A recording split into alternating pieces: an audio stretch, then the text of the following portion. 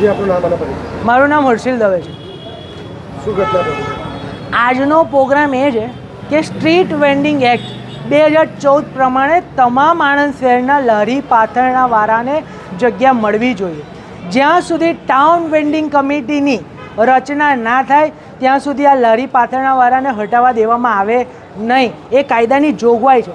જો એમને ટ્રાફિકની અડચણ થતી હોય તો 200 મીટરના ત્રિજ્યાની અંદર એમને પાછા ખસેડવામાં આવે અને ત્યાં એમને રોજગાર આપવામાં આવે, એમની રોજગારી છીનવા દેવામાં આવે નહીં.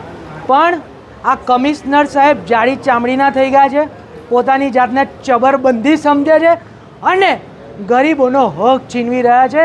કારણ કે એમને વિદ્યાનગર રોડ પરના જે મોટા મોટા મોલવાળા દબાણ કરે છે એ નથી દેખાતું, પણ એમને બોરસદ ચોકડી, ટૂંકી ગલી, વિદ્યાનગર રોડ અને એવા બધા વિસ્તારમાં જે લોકો શાકભાજી વેચી રહ્યા છે, જે લોકો ખાણીપીણી વેચી રહ્યા છે, જે લોકો કટલરી વેચી રહ્યા છે, એ એમને નડી રહ્યા છે. ખબર નહીં કેમ નડી રહ્યા છે, એ તો આવનારા દિવસોમાં અમે ખબર પડશે. અગાઉ પણ તમે રજૂઆત કરી હતી? અગાઉ રજૂઆત કરી હતી. અમને 15 દિવસનો ટાઈમ આપવામાં આવ્યો હતો. 15 દિવસ ઉપર થયા, તેથી આજે અમારે આવવું પડ્યું. પ્રધાનમંત્રી શ્રીના કાર્યાલય પર અમે આવેદન આપ્યું છે. ત્યાંથી પણ ઓર્ડર થયેલો છે કે આ લોકોને રોજગારી મળવી જોઈએ, પણ આ કમિશનર જાડી ચામડીના છે, કોઈને રોજગાર કરવા દેતા નથી.